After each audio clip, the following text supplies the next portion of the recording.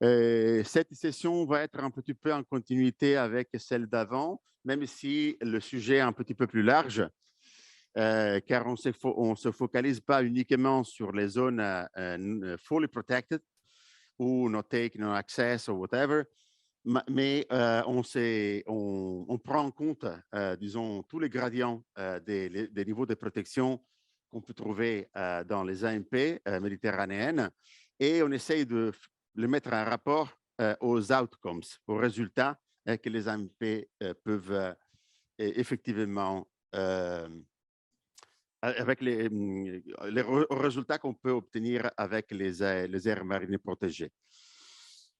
Donc, en termes d'organisation, ça va être un peu plus compliqué que prévu, dans le sens que la personne qui était censée modérer et être présente pour présenter aussi les cas d'études numéro 2, elle n'a pas pu venir des États-Unis ici, à Tundi AGARDY. J'espère qu'entre-temps, elle est connectée. Ah, OK, parfait. Donc, elle est connectée et donc elle pourra faire sa présentation et à la fin, elle pourra aussi participer à la discussion générale. Donc, on avait décidé avant de travailler ensemble avec Tundi AGARDY pour coordonner la session, pour modérer la discussion. Et après, on profitera de Hélène là-bas, je ne sais pas si la prononciation est correcte, qui donnera un coup de main pour prendre les notes, ce qui servira pour contribuer à peaufiner, disons, les recommandations par rapport à l'agenda. Alors, bon, en continuité avec la présentation, maintenant je vais présenter un petit peu le sujet général pour introduire la session et après on passera au speaker. Le premier, c'est moi, donc je vais me auto-modérer, siffler si je dépasse les 10 minutes, car moi j'aime bien parler, mais après les choses, il faut qu'avancent. Donc, vous avez vu que aussi dans d'autres présentations et séances, sessions, il y a un point qui est particulièrement important que moi j'aime souligner. Et le point qui pour moi est important est que les AMP sont extrêmement importantes, mais ça ne suffit pas de les créer et de se sauver l'âme par rapport à tout ce qu'on fait ailleurs, à côté, car la préservation des océans ne peut pas passer que à travers la création d'AMP qui fonctionnent bien, mais aussi une bonne gestion de tout ce qui reste. Car assez souvent, j'ai l'impression, je ne sais pas si vous partagez cela, et que sous le label de la durabilité et de la blue economy, parfois on fait passer des choses qui ne sont pas trop différentes par rapport au business as usual. Donc, oui, oh merde, je commence à mixer les deux. Donc, il faut qu'on fasse attention et qu'on soit attentif à bien séparer ce qui est vraiment durable par rapport à ce qui n'est pas. Et un point important par rapport aux AMP est que les évidences qu'on a désormais récoltées montrent clairement qu'elles sont des tools capables, extrêmement efficaces, à remédier à certaines activités humaines, particulièrement les activités humaines qui sont réversibles. Réversible, ça veut dire par exemple que si on surpêche, mais si dans une zone on établit une aire marine protégée, particulièrement dans les zones effectivement protégées, fortement protégées, là on voit une récupération. Si par contre, dans une zone, on construit un port où on change totalement la structure de l'environnement et on remplace l'environnement naturel par rapport à l'environnement artificiel, mais cet environnement et habitat naturel sera détruit à jamais. Et donc, même une AMP ne peut pas remédier à ce type d'impact. La science a donné pas mal d'évidence par rapport à ce que les AMP peuvent donner en termes de bénéfices.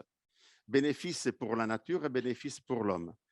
Par rapport aux bénéfices délivrés par les AMP, la science a démontré que les AMP, particulièrement les zones strictement protégées, les fully protected areas, permettent la récupération des populations qui ailleurs sont fortement exploitées ou impactées par des activités humaines.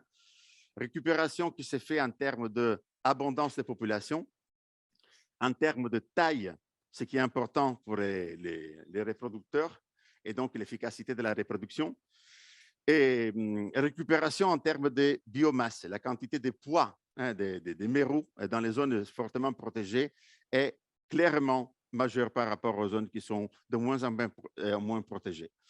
Et un autre point, et ce point-là est extrêmement important si on pense aux objectifs qu'on a essayé d'atteindre pendant la décennie passée, et de base, on n'a pas réussi, mais aussi par rapport aux objectifs beaucoup plus ambitieux qu'on essaiera d'atteindre pendant la prochaine décennie. Donc, les 10% de la décennie passée, les 30% de la décennie prochaine. Sans oublier que dans les 30%, il ne faut pas oublier qu'il y a aussi les 10% qui est strictement protégé, fortement protégé. Et parmi les strictement protégés, on a aussi les no-take zones, les fully protected areas. Un autre point qui est très important concerne l'enforcement. Donc, ce n'est pas simplement les niveaux formels qu'il faut tenir en compte, mais c'est aussi comment on le réalise en mer. Et là, par rapport aux statistiques officielles de certains pays qui déclaraient on a atteint un certain pourcentage de protection, etc., il y a une belle différence entre la déclaration et ce qu'on fait vraiment. Quel que soit le niveau de protection, qu'il soit light ou qu'il soit fort, une fois qu'on a décidé, il faut qu'il y ait des règles qui sont respectées ou qui sont imposées par ceux qui, par la police ou les autorités qui sont censées les faire. Car une chose est très importante, on a en mer des ressources et la biodiversité qui est un bien partagé. Et dans un système où les biens sont partagés, où on respecte les règles tous, ou enfin, on n'a pas de vrais bénéfices. Donc, le respect de l'enforcement est quelque chose qui influence fortement, qui fait vraiment la différence entre les AMP qui sont déclarés et celles qui fonctionnent vraiment. Donc, en Méditerranée, on a une situation assez, disons, critique, dans le sens que s'il est vrai que certains pays, et dans le contexte général, on a avancé pas mal, ça c'est vrai et indubitable, il est vrai aussi que la protection, particulièrement le niveau de protection forte, n'ont pas avancé beaucoup. Donc, vous voyez dans le graphique qui est là, la ligne rouge qui est quasiment plate. On est arrivé maintenant à 0,04, mais ça, peu importe, on est vraiment quasiment à 0 tout en bas. Par contre, les niveaux de protection qui ne sont pas fortes ou fully protected ont augmenté, en sachant que ces chiffres-là incluent aussi ce qui est déclaré et qui n'est pas forcément réel en mer. Donc là, il faut passer dans une protection sur le papier à une protection dans l'eau. Si on fait passer là, il est évident qu'on ne peut pas attendre que les écosystèmes marins puissent nous donner tous les bénéfices, fournir tous les biens et les services qui normalement pourraient nous offrir. Donc, pour ce qui est de cette session, donc, avec ma collègue Tundi AGARDY, on a un petit peu fait le point par rapport aux objectifs et aux strategic objectives et les recommendations. Et on a identifié premièrement l'objectif, le strategic objective 2, donc le deuxième, renforcer la législation et assurer un enforcement efficace, des mécanismes d'enforcement efficaces pour que les AMP puissent produire les outcomes, donc les bénéfices qu'on s'attend. Mais comme on disait il y a quelques décennies, no martini, no party. S'il n'y a pas d'enforcement, on ne peut pas s'attendre qu'il y ait des outcomes, donc des bénéfices qui sont produits par les écosystèmes marins qui sont protégés à l'intérieur des bords des AMP. Et donc, par rapport aux recommendations qui sont incluses dans l'objectif 2, il y en a une recommandation qui est particulièrement importante, celle d'augmenter la surface en augmentant le nombre d'AMP et la taille des AMP. Produire 1 million d'AMP qui sont 1 mètre carré, ça ne sert à rien. et que soit clair quel est le niveau de protection.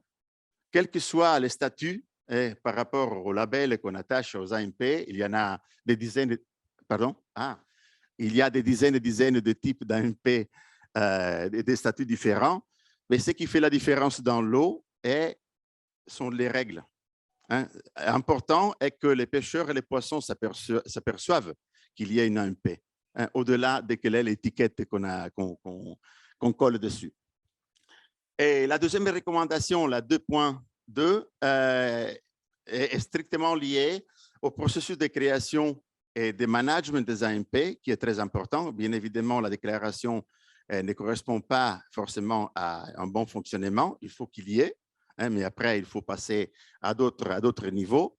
Il faut qu'il y ait un cadre, une législation qui puisse permettre d'être efficace au niveau de la protection. Par exemple, je fais toujours l'exemple de l'Italie, qui a pas mal de AMP, mais il n'y a pas un profil des rangers qui est totalement dédié à la protection des AMP. Parfois, c'est la Coast Guard, parfois, c'est la police maritime, parfois d'autres autorités qui font de leur mieux avec les rangers de l'AMP, mais qui n'ont pas le pouvoir ni d'arrêter personne, ni de donner des amendes, etc. Donc, il y a des différences entre un pays et l'autre qui sont parfois très, très importantes. Et enfin, la recommandation 2.5, qui fait référence, comme je disais, aux rangers et aux pouvoirs qui sont donnés aux personnes qui travaillent et qui sont censées surveiller les AMP. Il y en a d'autres qu'on a ajoutés, enfin, mais on ne va pas trop dans le détail de cette présentation générale, mais qui sont, ça va sans dire, qui sont connectés au sujet des niveaux de protection et des outcomes qu'on peut obtenir des AMP. Donc, maintenant, je vais un petit peu parler, moi, en présentant un cas d'étude qui est un cas d'étude général qui fait référence à une étude qui a été publiée sur Science récemment et qui peut aider peut-être à simplifier un petit peu le contexte par rapport au niveau de protection et par rapport aux outcomes qu'on peut s'attendre en relation au niveau de protection. Et ensuite, le deuxième cas d'étude, c'est représenté par Tundi AGARDY à distance. OK. Donc, on peut passer à la présentation.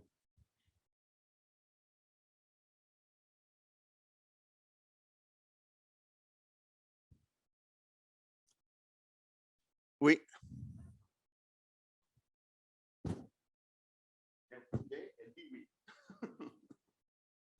OK, c'est tout disponible quelque part. Oui. En fait, ça permet d'éviter de lire et relire les recommandations. Comment? Oui, oui, oui. Exact, oui, c'est vrai. OK, donc, c'est depuis quelque temps que dans les contextes scientifiques, des scientifiques qui s'occupaient des AMP au niveau mondial, qu'on avait constaté la nécessité de clarifier et simplifier particulièrement le contexte. Car chaque État, effectivement, a un cadre de législation. Donc, en France, on a les cantonnements de pêche, mais qui ne sont pas forcément considérés formellement des AMP, si je ne me trompe pas. Mais on a aussi les réserves régionales, nationales. En Italie, on a les réserves régionales, mais aussi les parcs nationaux qui gèrent les AMP. Bon, et en Espagne, il y aura d'autres choses, et en Grèce, qui le sait. Mais effectivement, quand on traduit les règles, en termes de règles d'activité qui sont interdites ou réglementées ou pas, mais le cadre devient beaucoup plus simple. Donc, c'est avec la communauté mondiale, disons, qui s'occupe d'AMP, qu'on a essayé un petit peu sur des bases scientifiques de proposer une approche qui pourrait permettre aussi de simplifier la terminologie. Fully protected, highly protected, strictly protected. Bah, à la fin, qu'est-ce que veut dire en termes de choses qui sont traduites en mer? Donc, le cadre général est assez simple. Si on se met sur le chemin de la logique des AMP, est assez simple.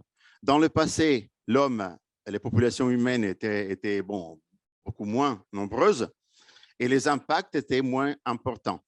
Ce qui correspondait, il y a des centaines d'années, à des écosystèmes qui étaient plus sains, qui étaient plus diversifiés et qui avaient la possibilité effectivement de fournir beaucoup plus de ressources disponibles à l'homme. Donc l'homme s'est développé en termes technologiques et en termes démographiques, et on est passé à des zones de la planète où de plus en plus les ressources ont été exploitées et la biodiversité a été impactée négativement. L'idée générale des AMP, c'est quoi? Effectivement, ce sont des zones de gestion explicites d'un point de vue spatial, car il y a des bords. Ce n'est pas une loi nationale qui dit qu'on peut faire ou on ne peut faire pas quelque chose. Ce sont des zones avec des bords où, à l'intérieur, il y a des sous-zones où on décide quoi faire. Et en fait, quand on voit un paysage qui est totalement récupéré dans une zone notéique, plus qu'être un paysage naturel, un paysage culturel, dans le sens que c'est l'homme qui a décidé que ça devienne comme ça. C'est la conséquence d'une prise de conscience, d'une naturalité qui a la possibilité de récupérer, mais comme conséquence d'une décision humaine. Donc, l'idée est que par rapport au niveau de protection, on s'attend des résultats, des outcomes qui sont différents. Et en fonction de cela, évidemment, on peut, si on a conscience de cela, on peut planifier combien d'AMP, combien de protection on a besoin, de combien de protection on a besoin et de quel est le niveau. Car en abstract, dire qu'on a besoin de 30% de protection, ça ne veut dire rien si après on n'est pas capable de spécifier quel est le niveau de protection vrai.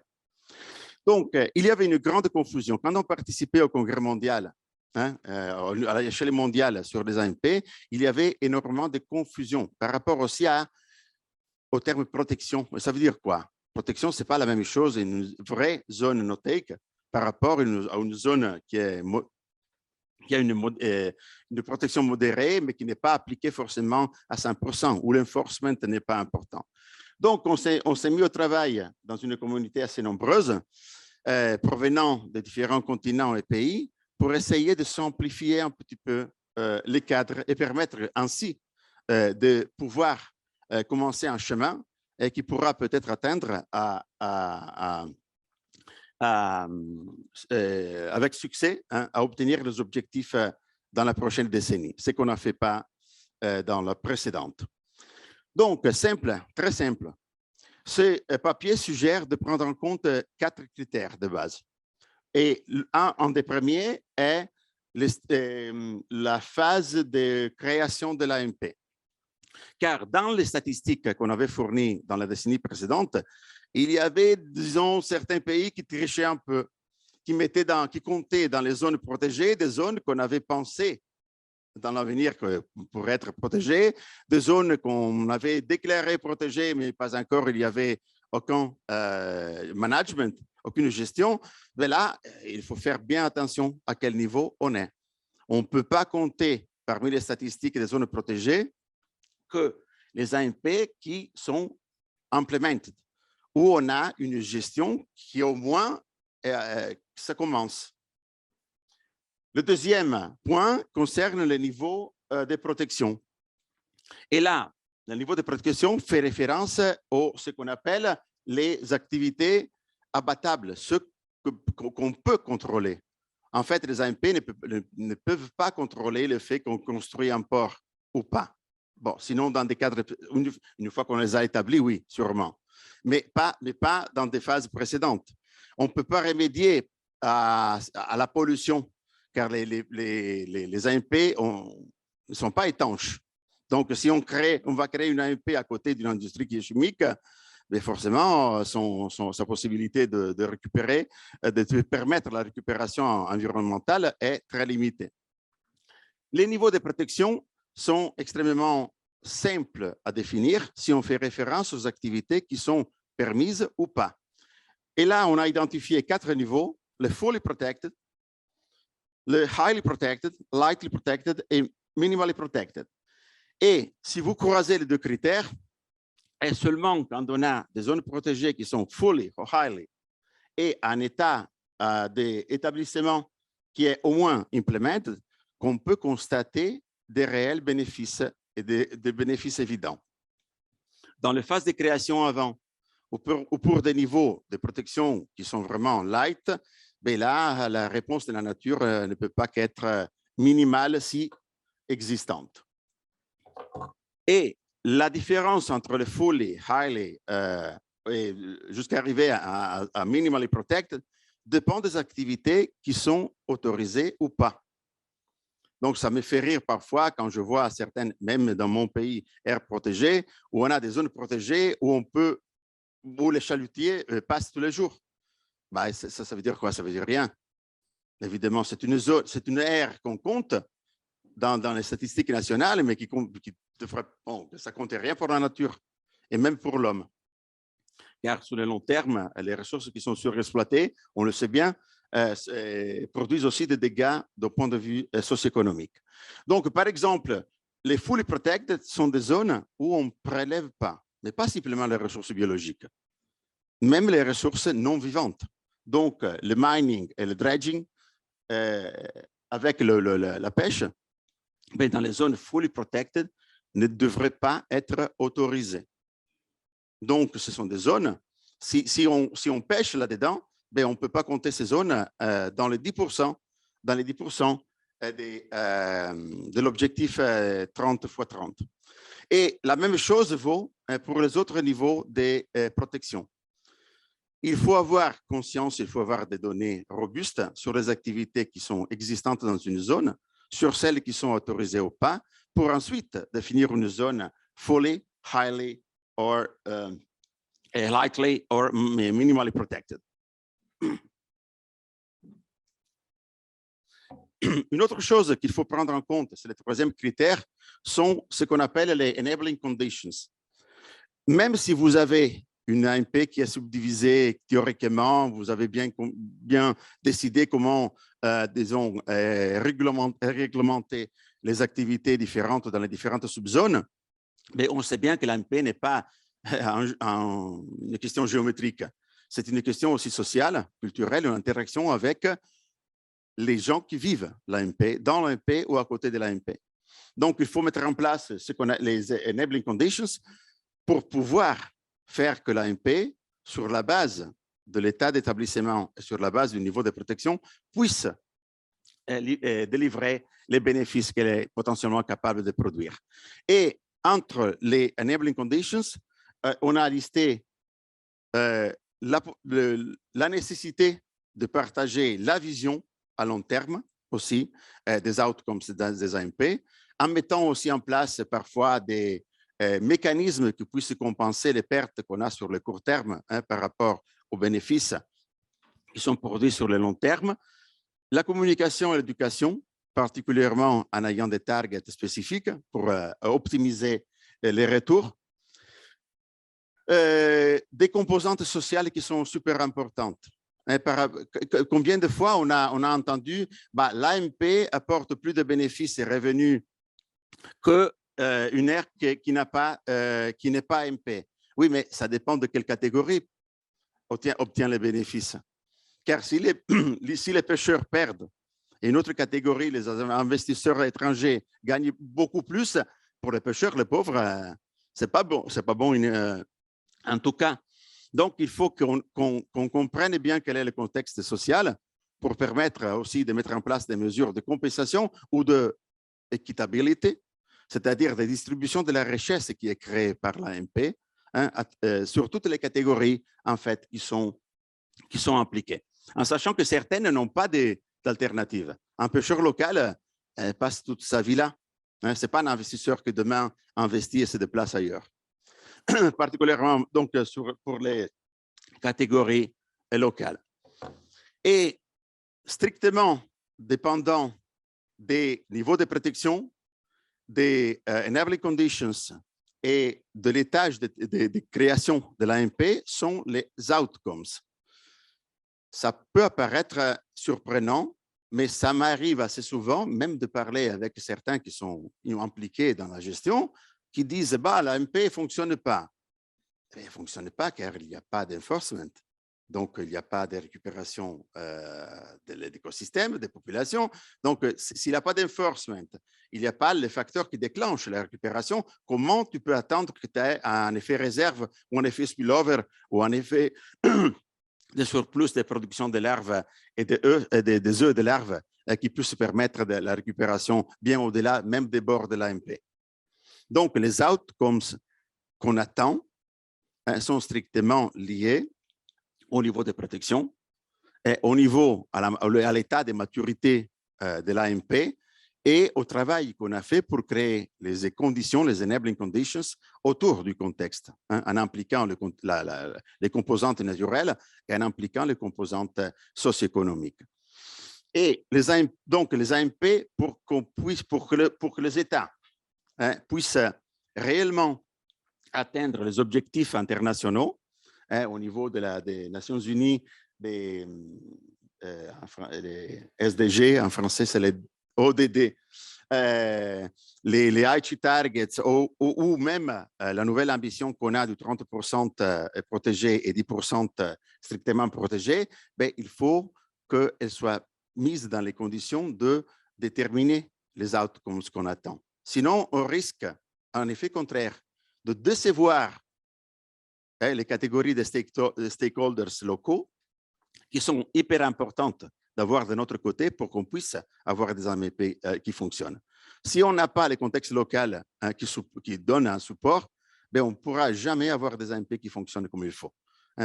Donc, il y a l'enforcement qui est important, mais une fois qu'on a créé les conditions pour que les bénéfices soient importants et bien distribués au niveau social. Et donc, les AMP sont aussi une manière, en fait, de voir l'économie d'une façon différente, les modèles socio-économiques. Normalement, on voit les développements durables représentés comme les trois cercles à gauche. En réalité, on devrait les voir comme les ellipses à côté, où l'économie et la société sont tout autour embrassés par l'environnement et la nature. C'est sur la base des bénéfices et des services écosystémiques qu'on peut construire une vraie blue economy. Parfois, la blue economy est une économie comme on le faisait avant, mais en mer. Non, la blue economy, selon certaines définitions, les bonnes, implique la durabilité sociale, économique et environnementale.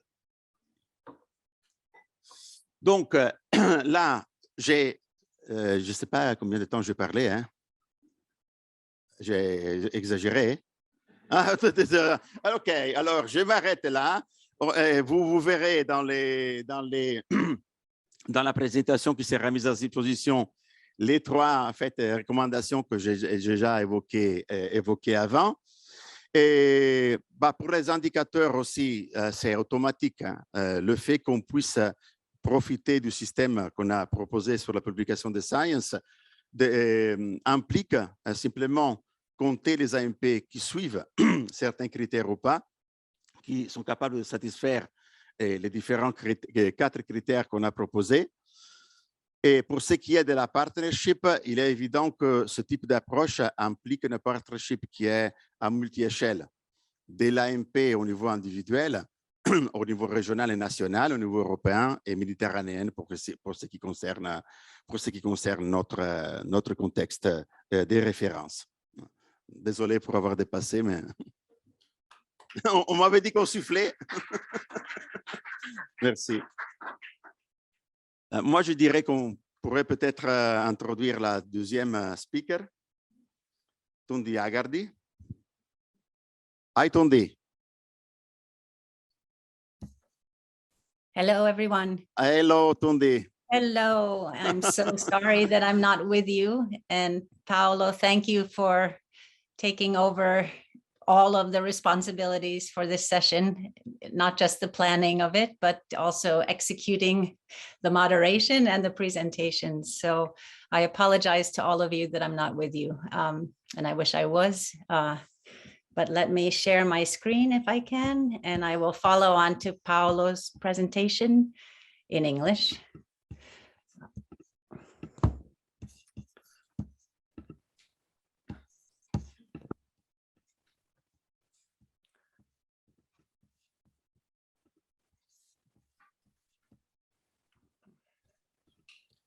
Sorry, one moment.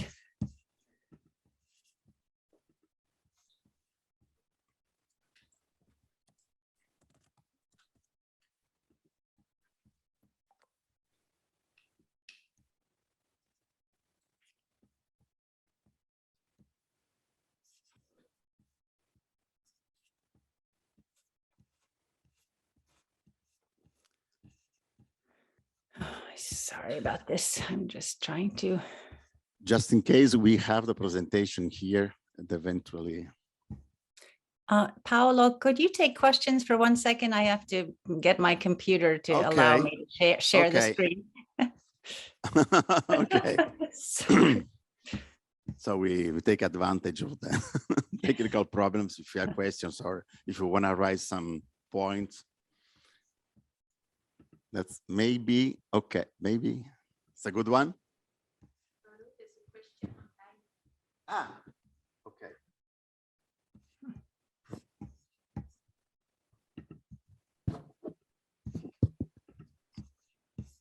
Alors, il y a une question ou même une recommandation de Madame Ouletaous du Commissariat national du littoral d'Algérie qui dit qu'il est important de proposer une approche de l'évaluation de la performance des AMP. Et j'imagine que c'est certainement une des choses que tu allais aborder par la suite. Oui, oui, peut-être que ce n'était pas suffisamment clair. En fait, c'est la phase la plus importante dans le sens que on se prépare à avoir des outcomes, donc de produire des bénéfices, etc. Et après, il est super important qu'on puisse activer des mécanismes de monitoring qui puissent dire, bon, par rapport à ce qu'on s'attendait, on a atteint ou pas un certain objectif. En sachant aussi que nous, on travaille dans un système marin qui est en continuation et en changement. Donc, bien évidemment, le but d'établir des AMP est d'avoir des conséquences possiblement positives. Et donc, le monitoring pour certifier disons, les outcomes sont super importants. We got it? On est arrivé à... So I think I'm ready. Do you want to keep discussing? I believe so. Let's see. Okay, up to you, Tundi.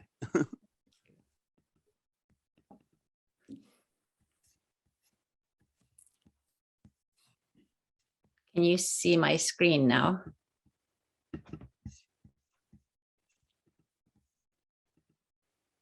Are you able to see my screen or? Go ahead, just. Yes. It's a good one.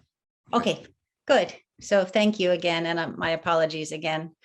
So I'd like to follow on to Paolo's presentation to speak a little bit about the management effectiveness that's embodied in the MPA guide and all of the points that Paolo made. I won't repeat those points, but I want to just emphasize a couple of those points and speak a little bit about capacity, not just MPA management planning in terms of how one designs MPAs to get maximum protection, but also to consider capacity to achieve that maximum protection.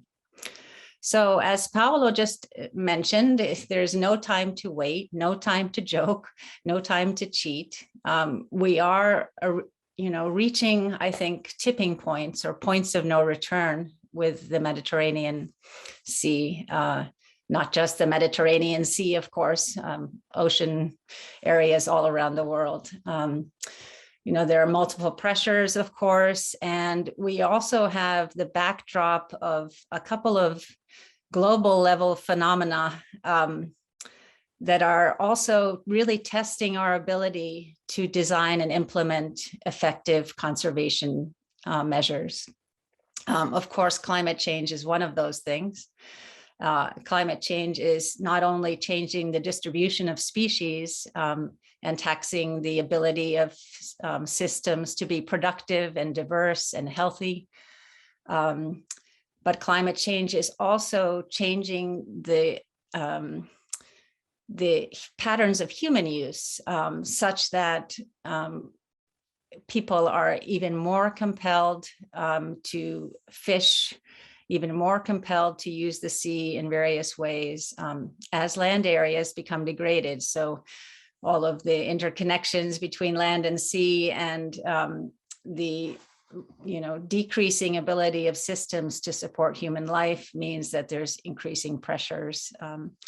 And these pressures are changing the dynamics of systems and the health of these systems. So The other global phenomenon that I want to mention, though, is one that Paolo mentioned in his presentation just now, which is this idea that somehow the blue economy is going to be the savior for humanity, and that we can more and more derive resources from the sea to support human life. And while the blue economy is in principle very solid, based on the 3 pillars of environmental sustainability, social sustainability, and economic sustainability, in fact, much of the blue growth that's happening around the world is happening in such a way that the environmental sustainability and the biodiversity impact is largely ignored.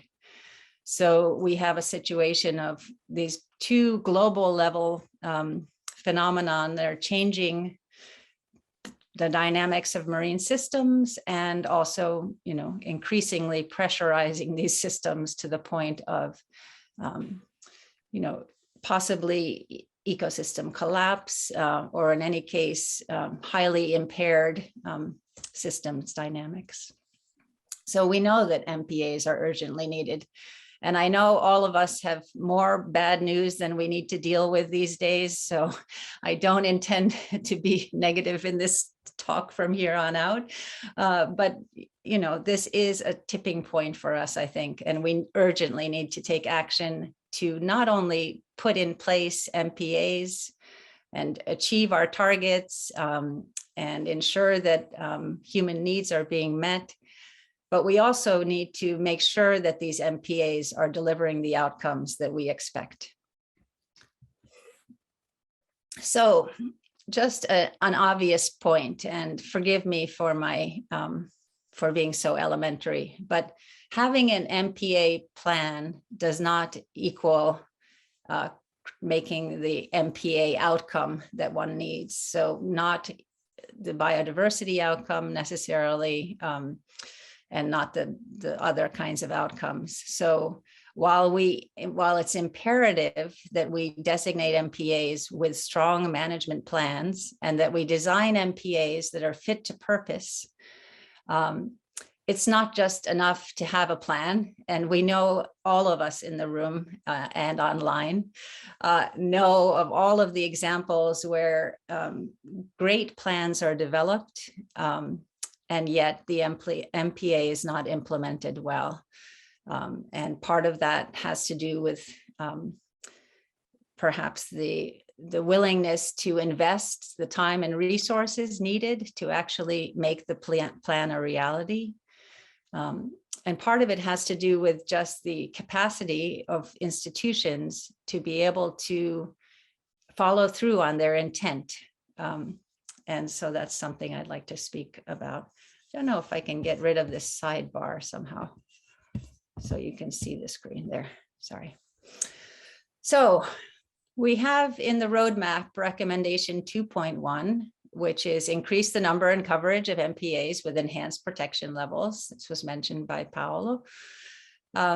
We know that that is something that we all aim to achieve in the Mediterranean, but how can we ensure that effective MPAs are not just planned, but also well implemented, with real progress being made towards the goals? And this is something that Imen mentioned yesterday in the opening panel, that in fact, the Mediterranean has been looked at from various perspectives over the years. It is the one sea that is, I think, most solidly addressed with respect to MPAs. And that's partly due to MedPan, and partly due to, of course, RockSpa, and partly due to WWF Med program, and partly due to IUCN. So there are all these institutions that have been doing very serious work towards looking at what MPAs exist, how well they meet their goals, what MPA gaps exist, trying to train and build the capacity to institute more MPAs. So this is a place where MPAs are shining. But in fact, there has never been a solid evaluation of the effectiveness of the MPA system in the Mediterranean across all of the countries of the Mediterranean to understand what is the true effectiveness of the MPA network in the Mediterranean. So we need to know what is not just the coverage of MPAs in the Mediterranean, but how well are they achieving their outcomes. And in order to know how well they're achieving their outcomes, we need to know what the objectives are that people aim to use the MPA for in the first place. And I'll just mention that, you know, MPAs are established for obvious reasons to protect species and habitat. Let me just go to the next slide if I can. Why won't it let me go?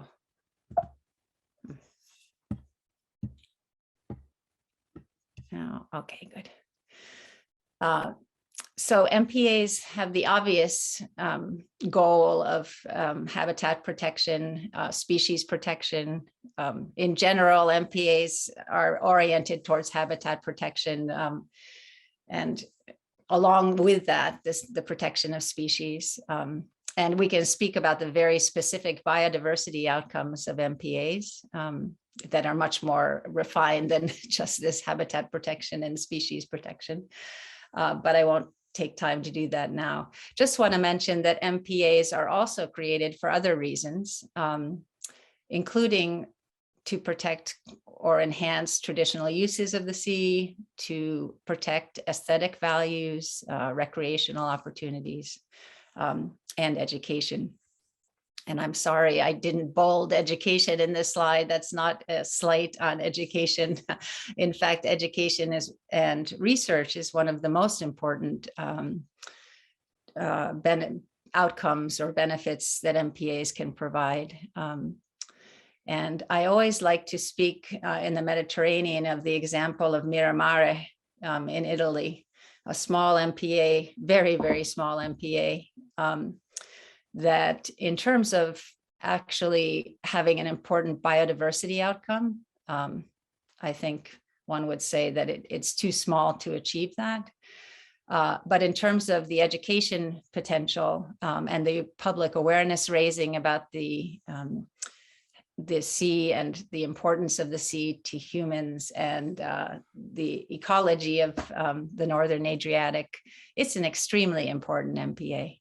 So we recognize that MPAs are established for a number of different reasons.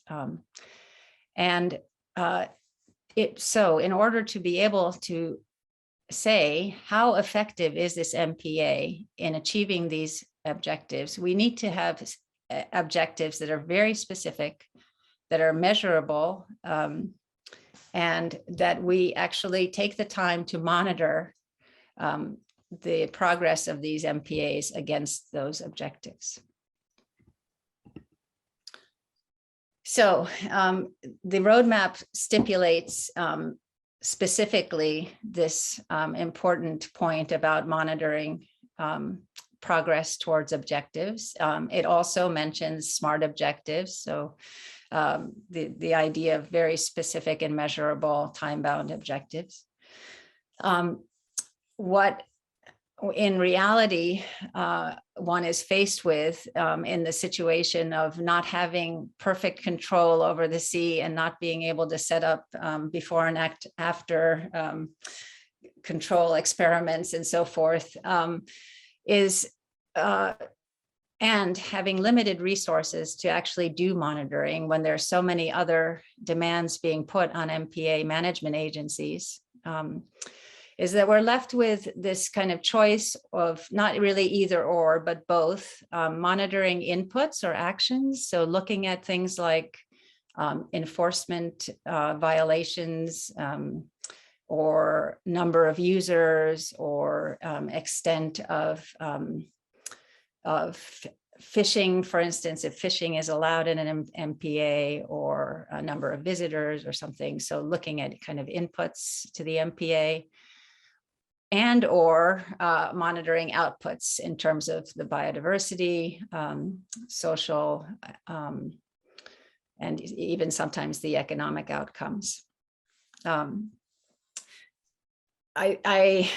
We can, I think, have an interesting discussion, although perhaps Paolo didn't intend to have this discussion, so I don't want to hijack the session, but at some point it would be an interesting discussion to have about whether there could be indicators that are Mediterranean-wide that really fit all MPA circumstances. So all kinds of different MPAs, different in terms of scale, different in terms of the types of objectives that MPAs are trying to achieve. Whether these indicators can be standardized both for the inputs and the outputs or the outcomes. So by that, I mean, it's fairly easy to think about a standardized way of coming up with indicators to monitor progress in terms of human use of an area. Less easy to monitor the outcomes in a standardized way, because all MPAs start from a different starting point, and every MPA is very context specific. But it's going to be very important, even if we don't have a standardized system for monitoring across all MPAs in the Mediterranean. It's going to be very important that the outcomes are measured in such a way that they are data supported and not subjective.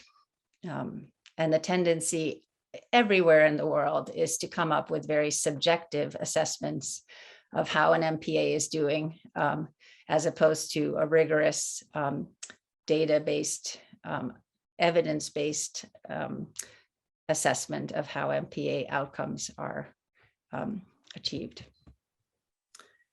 So I want to mention capacity to manage, because I think it's an important consideration going forward, both for the post-2020 strategy for the Mediterranean and for the roadmap.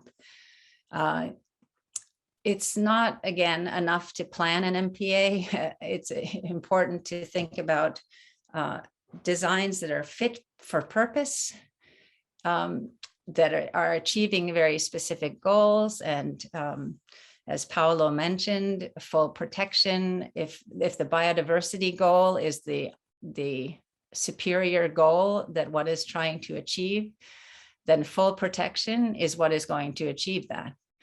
However, the intention to achieve full protection needs to be followed up with the capacity to achieve full protection. And there needs to be, I think, an honest appraisal of what is the capacity of MPA institutions in the Mediterranean to be able to deliver full protection to achieve these biodiversity outcomes. Countries, I think, need to assess their own capacity to plan MPAs effectively, to be able to implement those MPAs effectively, to ensure that users are compliant with regulations, so understand regulations and are compliant with regulations, and that countries have the enforcement capacity to address violations and to address violations in an effective manner so that compliance is achieved. Countries also need to understand why capacity may be lacking. And many times that's a political situation. Of course, the immediate reaction to any question about capacity is, we do not have the funding to, the funding is the constraint, the money is the constraint. When in fact, in many cases in the Mediterranean, it's not so much the funding that is the constraint, but the institutional framework, the ability of agencies to work together, the ability to effectively plan MPA management and enforcement across a system of MPAs that's cost effective and that is utilizing economies of scale and so forth. So there's lots of reasons why capacity may be lacking, and countries need to understand where their weak points are. And then I think with the help of regional institutions, such as the Mediterranean Action Plan and the IUCN and WWF and all of the and MedPan, of course, also, and then take steps to build that capacity in a very targeted way.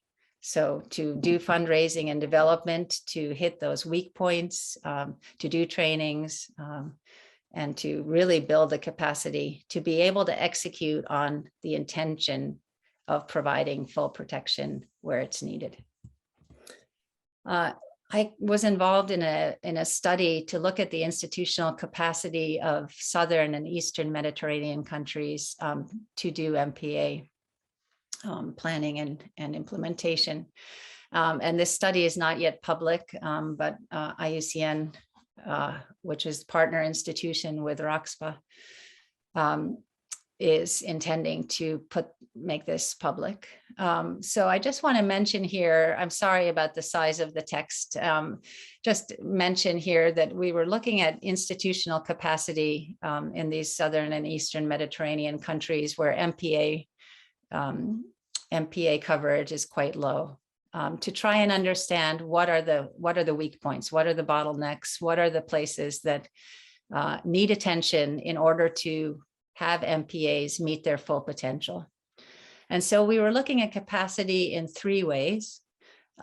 First of all, we were looking at the capacity of individuals. So understanding that individuals are the mechanism by which success is achieved. So we were looking at not only staff kind of competence in MPA agencies, but also what are the incentives to retain staff and to have staff that are competent, that have experience, that are doing all of the hard work in MPA planning and in MPA management.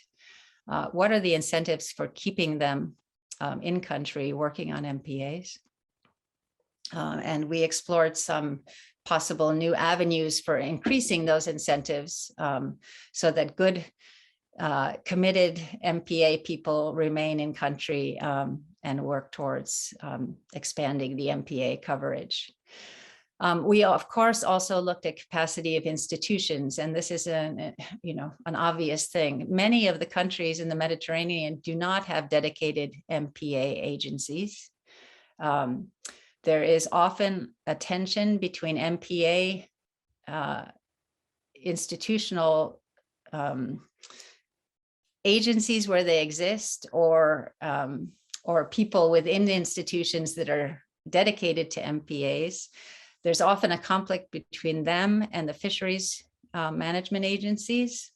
And so for this reason, I just want to mention OECMs here, other effective conservation measures, because even though this is an MPA forum and we are talking about the MPA roadmap, OECMs are another way to look at marine protection that can actually complement MPA networks. And the designation of OECMs, there was a session yesterday. I don't know if anyone attended that's here today, but Imen Meliani held a session yesterday on OECMs. And OECMs can help in terms of catalyzing the work together between fisheries management agencies or tourism agencies or ministries and protection agencies like MPA agencies or protected area agencies or environment departments and so forth.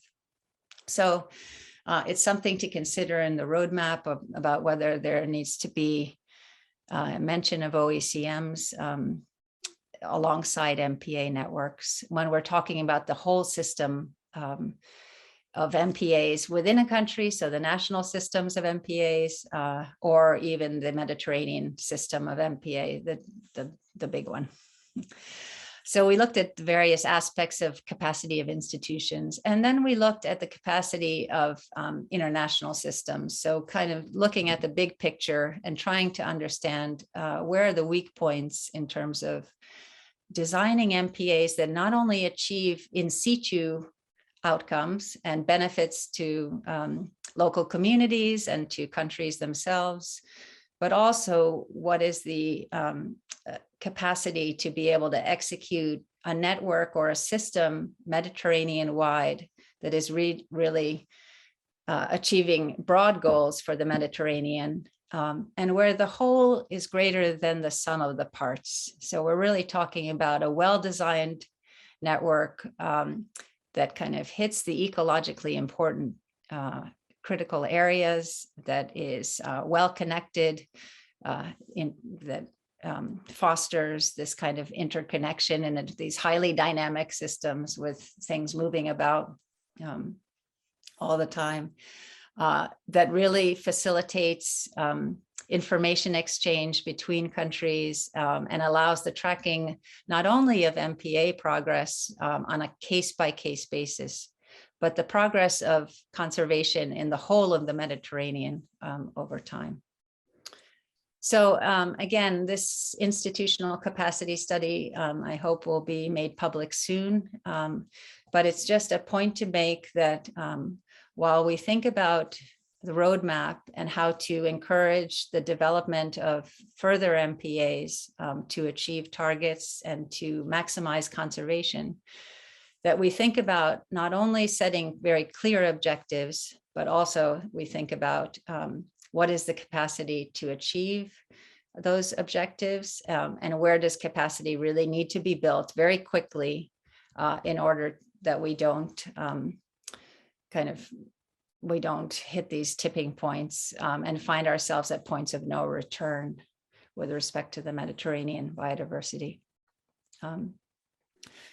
Just in closing, I just want to mention that the roadmap does recognize that we shouldn't be just looking at individual MPAs, that we really should be looking at the system. And again, I'll just mention OECMs. You know, there aren't marine OECMs. There are very few in the world. There's only 2 actually that are currently registered, coming from Canada and the Philippines. But GFCM is working very hard to look at various kinds of fisheries management measures, area-based fisheries management measures, and understand whether they could be registered as OECMs. I think it would be important to kind of look at the potential for the geographic distribution of OECMs, the potential ones, and understand if coupled with the existing MPA network and the planned MPA network for the future, as the post-2020 strategy is implemented and as the roadmap guides further enhanced MPAs all around the region, whether this will be enough to kind of capture all of the important biodiversity that we need to protect before it's too late. So just with respect to specific actions within the roadmap, you know, virtually every recommendation in the roadmap could touch upon this issue of whether capacity needs to be looked at very carefully and built in order to have those actions be successful. I just mentioned 3 here. And I don't think it's worth the time. I don't want to take time away from the group discussion to do this, but I think where the roadmap makes specific recommendations and talks about specific actions, to always keep the capacity to do these actions in mind would be useful, and something to, and I want to mention here, I'm not trying to discourage action. So in fact, quite the opposite. So, you know, there might be a way to look at this and say the Mediterranean capacity to actually implement MPAs that provide strong protection and are viable and sustainable into the future is limited. Therefore, we shouldn't do MPAs. And I know no one in the MPA Forum has that point of view, but many times governments will look at a situation of limited capacity and say, rather than addressing the capacity limitation, we'll say, okay, we're not doing that. So I'm not obviously trying to suggest that that's an option at all. But the idea of doing capacity assessments that are transparent and honest and rigorous, that really point to what the capacity is lacking, I think are important in any action that Mediterranean countries take towards protecting the sea. So with that, I'll end. And thank you. And again, I'm sorry I'm not with you. I wish I were, but I look forward to the discussion.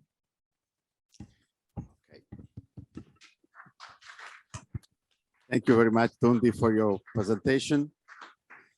And Hélène est là. Pardon, je ne suis pas présenté. Merci. Donc, si on peut garder peut-être la dernière diapo, où on a aussi des recommandations. Oui.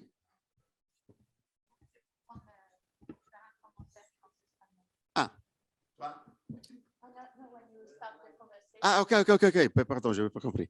Okay. And if you have some reaction about the presentation or some points you want to raise, and then we can go through a little bit of the contents of the recommendations in the last slide. Thank you, Paolo. So I will first talk on behalf of MedPan, and then I will also mention two comments, interesting comments we have in the chat. So first, I want to bounce back from when you mentioned Tundi, and thank you for joining us online, when you mentioned management effectiveness and the need to assess it at the Mediterranean level.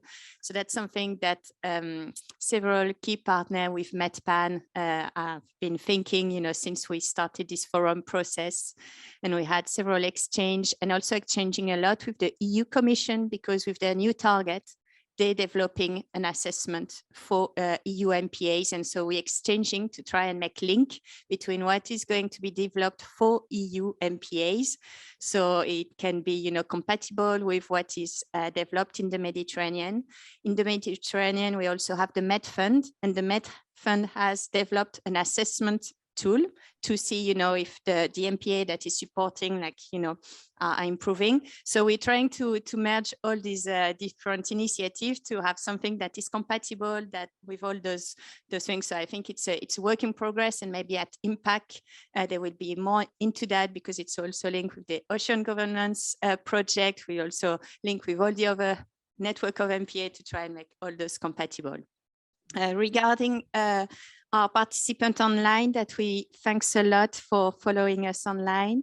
There's Eric Charbonnel from the Parc Marin de la Côte Bleue.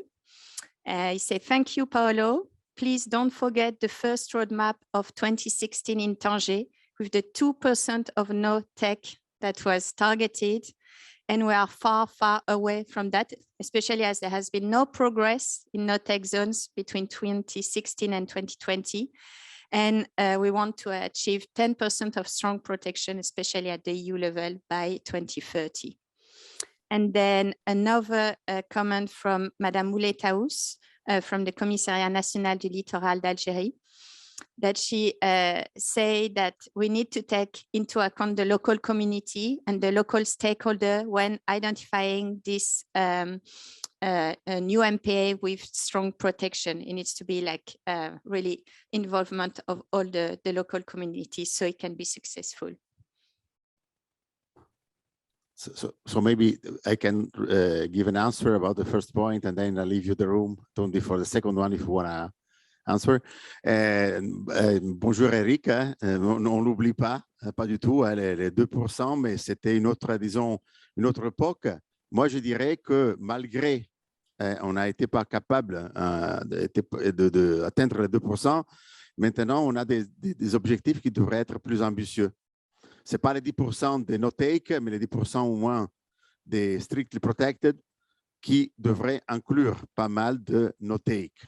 Mais pour une raison très simple, car on a clairement démontré que les no-take ne produisent pas simplement des bénéfices ou des récupérations dans les périmètres de la no-take, mais sont capables de distribuer les bénéfices ailleurs, à travers les spillovers, à travers ce qu'on appelle les recruitment subsidies, c'est-à-dire d'envoyer des millions et millions de larves œufs et propagules asexuées un petit peu partout, transportées par les courants, qui permettent donc de récupérer aussi les écosystèmes ailleurs. Donc, on ne l'oublie pas, mais on essaye, tu sais, de demander beaucoup plus. Après, on verra ce qu'on arrive à obtenir. I give you the floor, Tundi, for the second one, if you want to. Sure. Thank you, Paolo. So thank you, Susan, for making the points about your intention to and work towards a kind of Mediterranean-wide management effectiveness assessment. And I hope I wasn't, I didn't come across as implying that nobody cares about management effectiveness, because obviously everyone involved in MPAs in the Mediterranean has been concerned about this and trying to understand what's the best way to measure management effectiveness. I know, excuse me, I know there was a session today on the green list criteria, which is one way that perhaps you know, there could be a standardized system for looking at management effectiveness. That session was 3 a.m. my time, and I have to apologize that I slept through my alarm and missed that session. But any case, it's a possibility to look at these kinds of effectiveness measures. Measures to measure management effectiveness. No, that's a terrible phrase. Steps to look at management effectiveness measurements. Anyway, but on your point about MedFund, very, very important point that MedFund is first of all a important step forward for the Mediterranean, because it also consolidates kind of the donor base, and it makes the donor distribution of funding to build capacity much more strategic. So hooray for MedFund, and for the MedFund capacity assessment measures, really important that that is taking place. I do want to say, though, that in my humble opinion, it's going to be very important for countries to do their own capacity assessments, and to do this in such a way that they don't feel pressured to come up with a particular conclusion. The problem with doing an external capacity assessment, I've been involved with many of those over the years as a complete outsider. It's very difficult to understand the social dynamics and the political considerations and the actual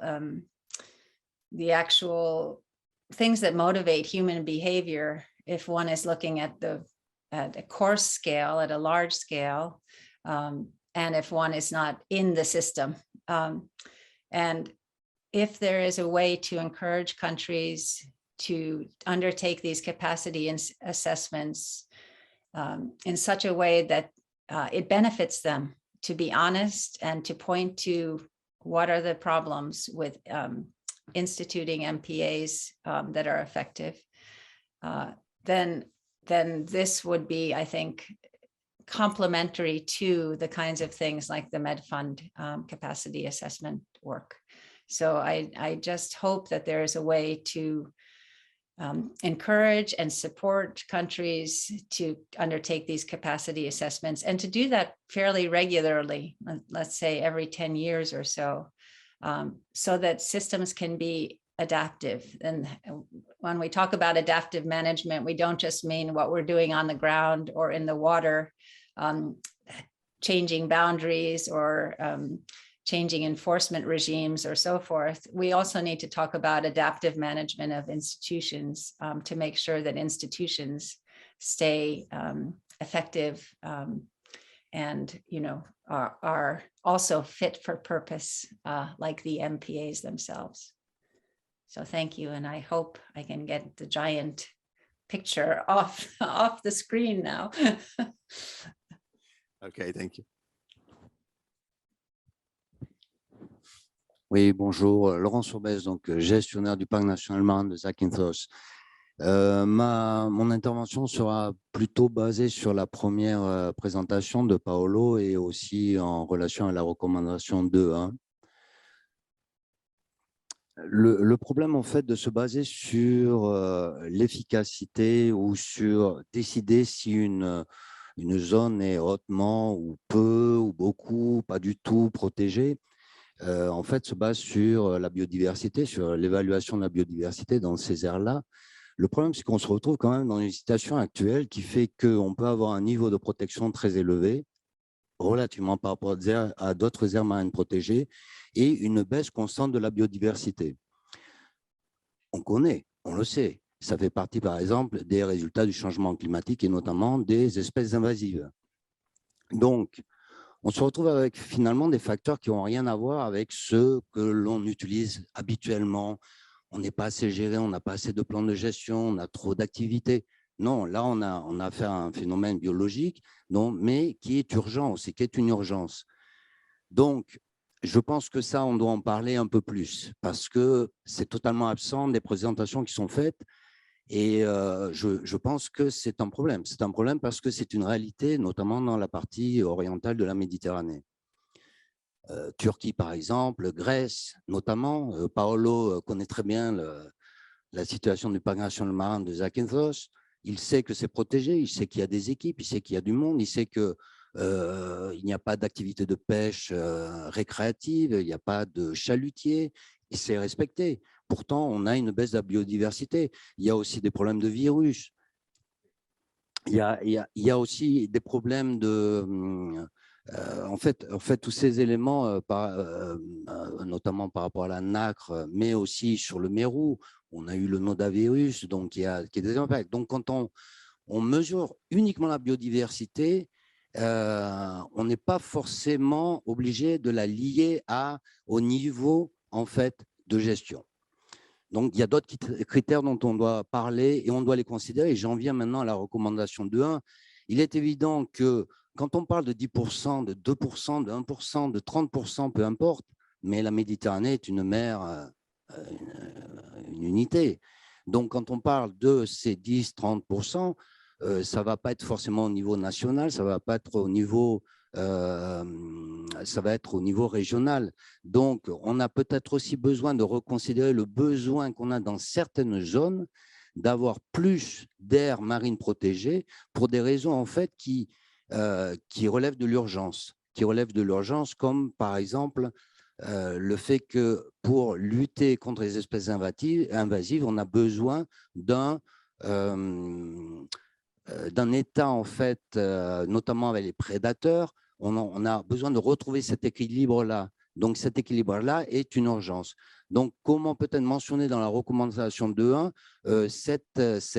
cette idée d'urgence ou cette idée aussi de peut-être hiérarchiser et donner des priorités et non pas avoir une approche trop globale parce qu'on va se retrouver dans une situation où on va continuer à avoir un déséquilibre entre le nord et le sud, par exemple, entre l'est peut-être et l'ouest, et ça ne relève pas de la réalité des besoins actuels de protéger de façon stricte.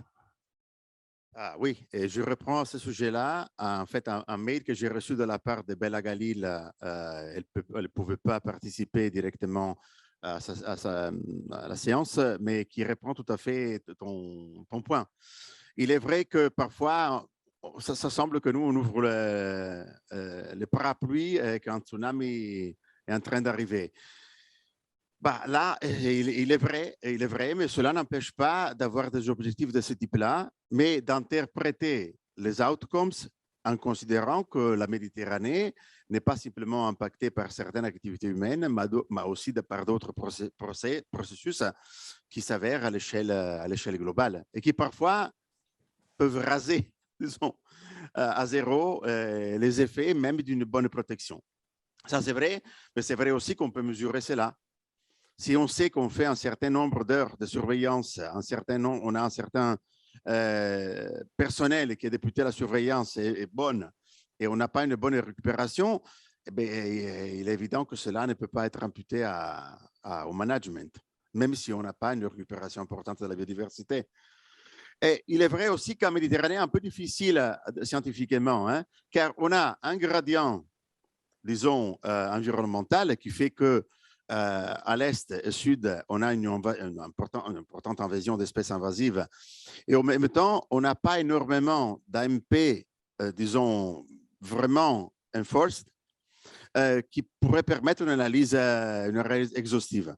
Mais c'est vrai que ce matin, on a assisté quand même à la présentation des affaires qui a montré que même en Turquie, dans une zone qui est géographiquement exposée, ben, la pêche, si je me souviens bien, locale inclut des espèces invasives, mais qui ne représentent pas énormément par rapport à ce qu'on attend.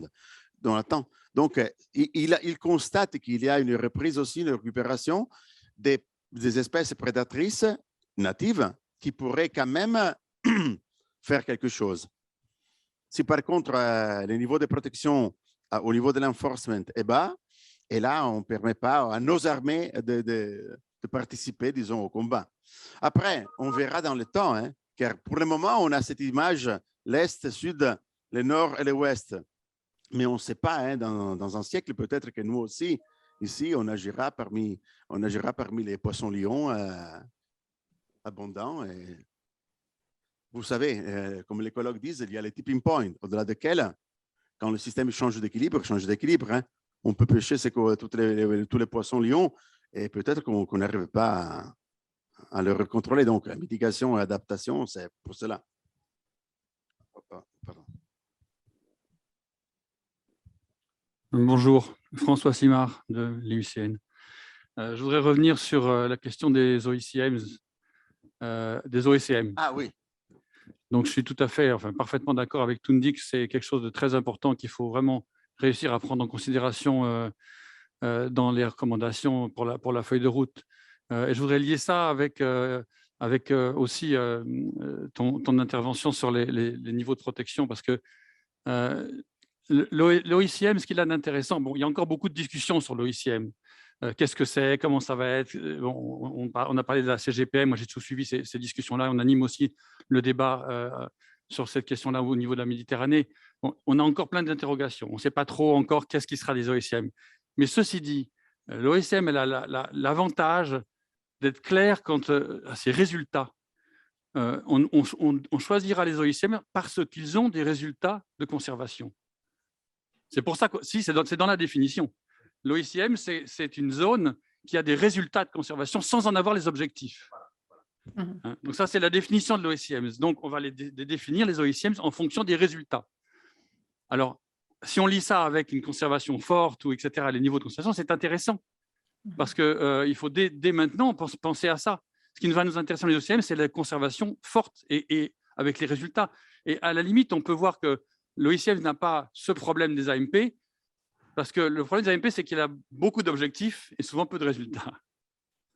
Souvent peu de résultats. Ouais. Voilà, peu de résultats parce que c'est vrai que pour toutes les raisons qu'on évoque, les moyens, la capacité, etc.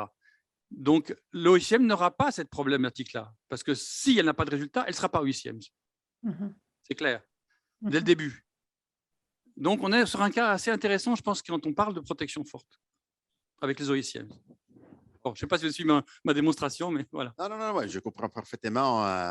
Le point, c'est que, disons, théoriquement, aussi par définition, une aire marine protégée a, parmi ses objectifs prioritaires, la conservation. Cela n'empêche que les deux puissent contribuer au bénéfice au total. Hein? Can I jump in there, Paolo, also? Sure. Sorry, the voice from above. From the grave. So, Francois, yeah, it's a very important point. And Paolo, I apologize for throwing the OECM in, because it in a way, it distracts us from the main point of this session. But just on the point that Francois made, it's an important point. So OECMs cannot be registered as OECMs unless they demonstrate biodiversity outcomes. And for that reason, OECMs can be helpful for MPA networks, not just to complement MPAs and to add to the protection through various means that are not designed to protect biodiversity, but have clear biodiversity outcomes. They're important not only to complement MPAs, but also to help bring MPAs up to this higher standard. Kind of the burden of proof should be on also MPAs to demonstrate biodiversity outcomes when that is the objective of the MPA. So they can help elevate the kind of standard for MPAs also to achieve what you want to achieve, Paolo, in your presentation, saying that we need to be sure that we are designing these MPAs in such a way that we have the potential to achieve those biodiversity outcomes. The other way they can be really helpful, and I won't go into this for, again, I apologize for kind of derailing the discussion, but the other way they can be helpful is OECMs, by their nature, generate a lot of data. They generate data. If it's a fisheries OECM, for instance, they're going to be generating a lot of data on fish stock or fish population, but also on condition of habitat, on all kinds of environmental metrics. And that data can be fed into the system, the MPA system, in such a way that we can really separate the signal from the noise and understand what is going on Mediterranean-wide, as well as site to site with MPAs. So there's a lot of reasons to look at OECMs as a benefit to MPAs, and the OECM network that eventually gets established in the Mediterranean as a benefit to the MPA network that will be enhanced in the future. Thank you. Il y avait une dernière question, hein, après deux. Suzanne. Yes. Hello, sorry, it's Arturo Lopez, I'm a consultant. I see that we forgot about the percentages that we are recommending. 2%, we already recommended that 4 years ago, and 10% is proposed and accepted by the European Union. And what is strict, enhanced, stricter, stronger protection? And then is there a definition of your gradient, highly, fully, you have it? Yeah. Okay, lightly, minimally. And how do these fit with what, with the ICN categories? I mean, we should propose to the governments or to the something which is easy to handle, you know? Yeah. This is very interesting, but we lack more discussion, and there is not a clear recommendation in the roadmap. Okay, so the MPA guide is complementary to the UCN guide, the UCN categories. The UCN categories are focused on objectives, and the MPA guide focuses on outcomes. But one important point is the MPA guide may be useful for the roadmap, first for the terminology. So to avoid to use not take, which is negative, and no access, but the 4 categories. And I couldn't go through the details in this presentation, but if you take a look to the paper and if you want to the supplementary material, then you can find all the details. Everything has been quantified based on.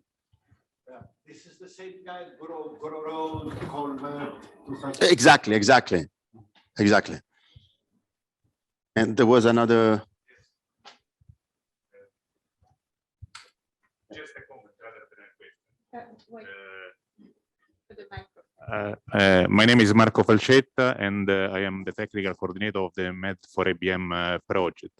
I would like just to pick up, the rationale, the reason why Tundi highlighted the importance of the OECM in that you measure the outcome, and maybe suggest in the action for the resolution that regional organization should periodically evaluate not only management effectiveness, but also progress toward the objective, linking to the above statement that with measurable objective and so on. So because it's not only the management effectiveness, but also the progress toward the objective, and linking to another question also consider external factor, of course, because, you are effective, you don't achieve, but there are external factors to be taken into account.